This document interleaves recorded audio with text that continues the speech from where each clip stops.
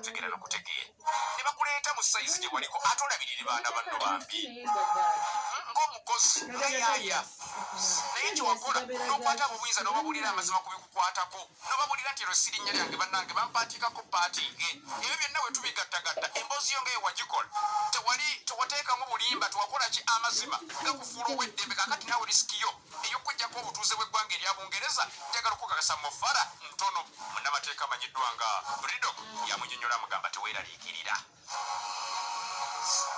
Mpuliriza, Mo Farah agamba nti emboozi eno okugyogera yakikoze ng'ayagala kukyusa ngeri abantu gye bafunamu abantu ab'enjawulo abayingira eggwanga erya Bungereza mu ngeri emenya amateeka. Agamba ayagala kukozesa story eno. He wants to tell his story to challenge public perceptions of trafficking and slavery.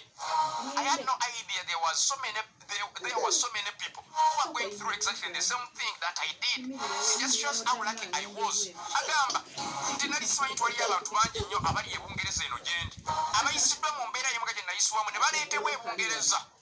Era kiraga bulazi nti bannange nze embeera yange gye nayisibwamu n'obulamu bwange bufaanana essaawa zino ne byonna bino engeri gye byakyuka obulamu engeri gye bwakyuka nali bubeezi wa mukisa. Ebyo bigamba mpuliriza bya Mo Farah. Agamba what really saved me, what made me different was that I could run.